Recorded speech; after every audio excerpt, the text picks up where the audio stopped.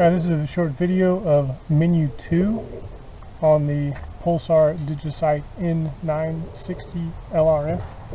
So we're going to press a long press on the control button. This brings up our menu selection. I'm going to scroll up to the menu selection where it says M1, M2. And once you get that box flash around the M, you're going to do a short press on the control button. It'll move over to menu 2. In this menu we have the one-shot zeroing, which is this. We have the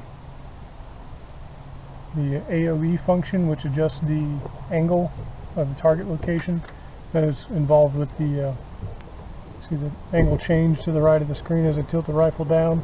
See, this is a selection of disable the video output signal, which I'm not going to mess with. You can change it to off, PAL, or NTSC.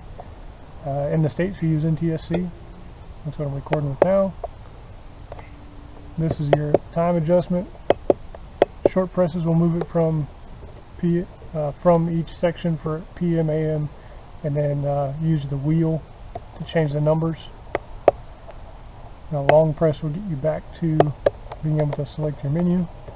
This is for a wireless control, so turn the scope on and off with a wireless control.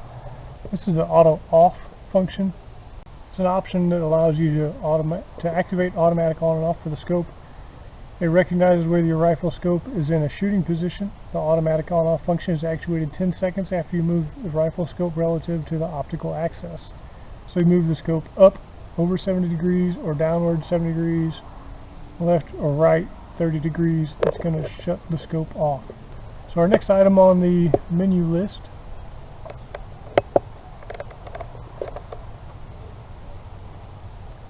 this is the assignment of the programmable function button.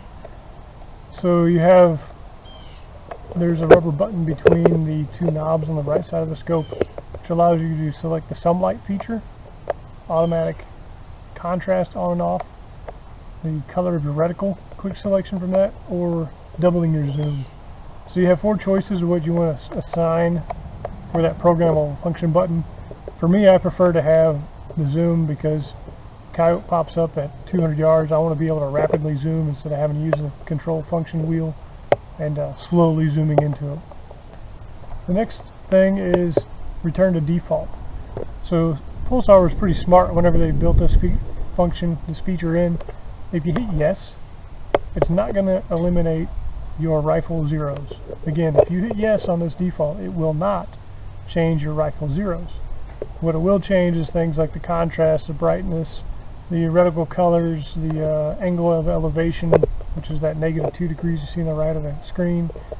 It'll change all the settings, but it will not change your rifle zeros. So if for some reason you zeroed your rifle, you go in, you're adjusting settings real quick, and you just fat finger and hit yes on default settings, you're still good to hunt. Your zeros are still maintained. That's a big A+ in my book for Pulsar. I don't like anything that if I accidentally hit it, it's going to change my zeros. Stuff happens. Something like that can ruin a hunt if you accidentally hit that and it did change your zeros, but this one does not. And this is just a quick overview of menu 2 in the Pulsar Digisight N960 laser range pioneer model. If you have any questions, please write them below. I'll do my best to answer them, and hope you enjoy your Pulsar when you get it.